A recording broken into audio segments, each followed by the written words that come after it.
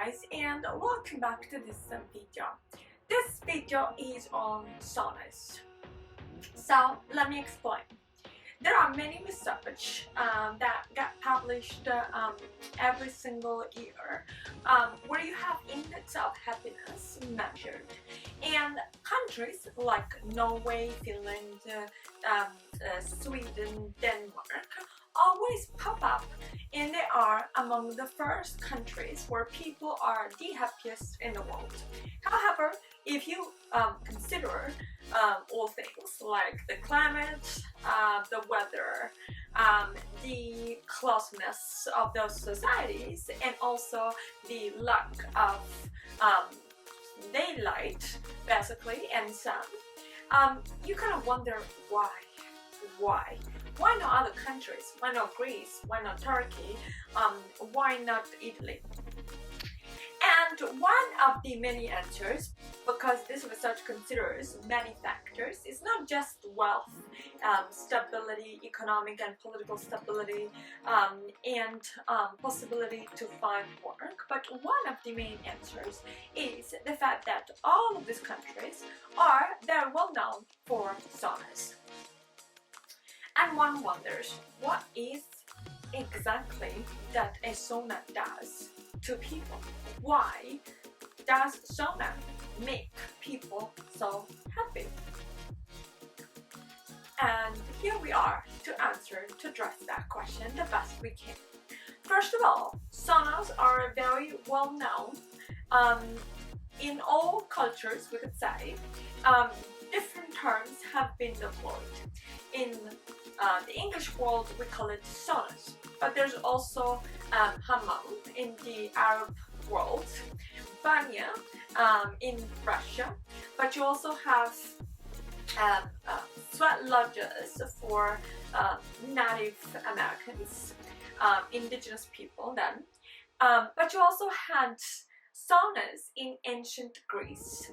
Specifically, those were called laconic because used for the most part in Sparta.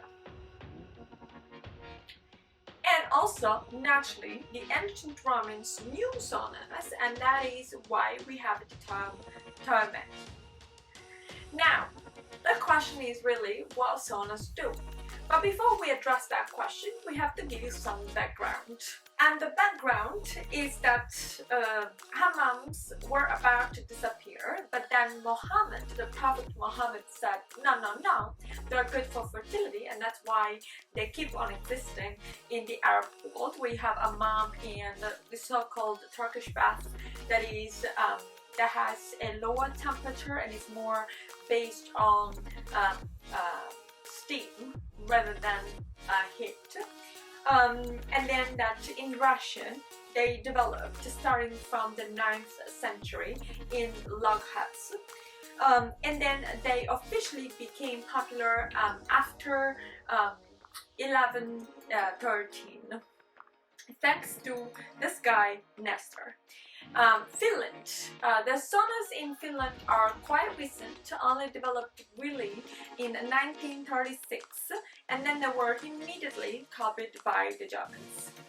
In Finland, there are between 1.6 and 2 million saunas on a population that is 5,400,000 people, and 99% of Finns says that they do a sauna. They'll have a sauna once a week. Now, once a week seems a lot, to be honest, right? But anyway, maybe it's the weather. And surely, if you have issues like health issues, issues with your heart, if you are pregnant, a sauna is not recommended. And if you are taking medications, then please consult your doctor on it. But apparently saunas are extremely popular. They were originally used for a bunch of different reasons, among which we can mention how to dry sausages or how to treat reindeer meat. And it was also the place where women would deliver their babies, where bodies, corpses were washed before the funeral. Now, according to the Finnish Sauna Society, which had not existed before this massage. There is one right method to have a sauna. First, you have to eliminate all clothing, and then you have to cover yourself with a towel. After which you take a short shower, a brief shower, and then you enter the sauna. The temperature of the sauna should be between 80 to 90 centigrade, Celsius degrees. And after that, you stay there for probably 15 minutes. Then you retake a shower or you rest. You cannot drink alcohol, so only possibly water, throughout the whole process. So that means also before and after. So you take a shower or you rest for a little bit, and then you go back inside. You go back inside and you have for a total of 3 rounds of this, which I don't know when you get the time to do all of that, but you're supposed to have 3 rounds of this.